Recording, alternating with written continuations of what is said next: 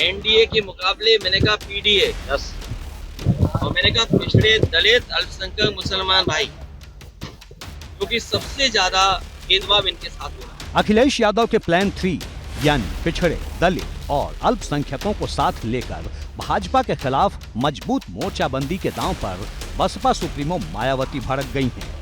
वजह है इस समीकरण में दलित का शामिल होना। सपा की कोशिश तमाम विरोधी दलों के वोट बैंक को अपने पाले में करने की है और ये बात बसपा को सबसे ज्यादा चुभ रही है।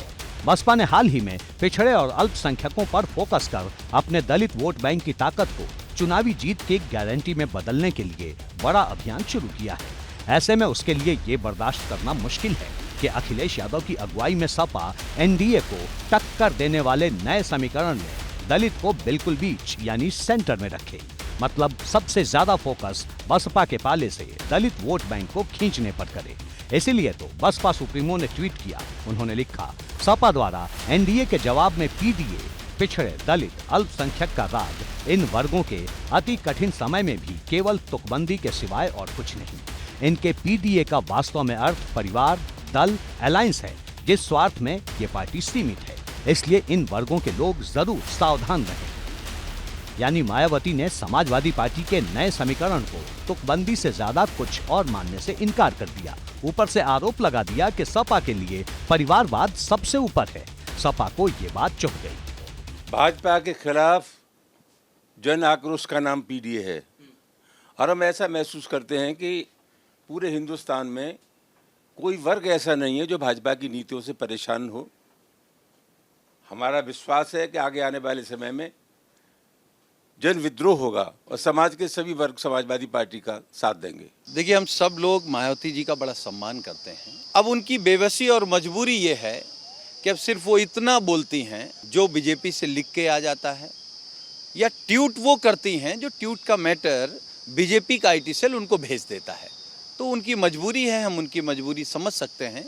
लेकिन ये सच है कि एनडीए को पीडीए ही हराएगा।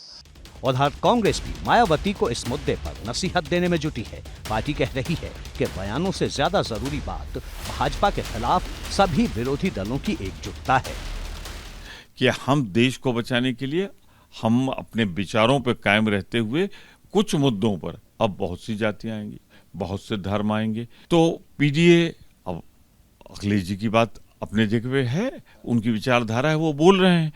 अब बहुत से लोग बहुत बोले, में कोई कड़वाहट नहीं पैदा करना चाहता। मायावती के तीखे सियासी हमलों के बीच अखिलेश ने फिरोजाबाद में लोकसभा चुनाव को लेकर अपने मिशन को फिर दोहरा दिया। फिर से पीडीए का जिक्र भी कर डाला। एनडीए के मुकाबले मैंने कहा पीडीए, और मैंने कहा पिछड़े दलित अल्पसंख्यक मुसलमान भाई, क्योंकि सबसे ज्यादा भेदभाव इनके साथ हो रहा है। मैंने किसी को एक्सक्लूड नहीं किया है, सबको शामिल करते हुए कहा, और कहा कि 80 हराओ, भाजपा हटाओ, क्योंकि उत्तर प्रदेश में 2014 से ही जीत रहे हैं, तो 24 में इनका जाना तय है। यानी इशारा साफ है कि मायावती भले ही पीडीए वाले दांव से जितनी भी चिढ़ हैं, लेकिन समाजवादी पार्टी की 24 के चुनाव में नई लीग तय हो चुकी है। उधर भाजपा मायावती के बयान को सही करार दे रही है। मैं समझता हूं कि बसपा की नेता आदरणीय बहन जी ने जो बात कही है वो ठीक ही कही है। वो तो परिवार की पार्टी है, मैं पहले कह चुका हूं। वो इसी प्राइवेट लिमिटेड कंपनी के रूप में स्थापित करके चलाई है उन्होंने, पूरी तरह से एक ही परिवार ने चलाई है। दूसरा कोई नहीं वहां पर, ना कोई कार्यकर्ता है, ना कोई नेता है। नेता है तो सिर्फ सैफई में जो जन्मा है वही समाजवादी पार्टी का असली मालिक है।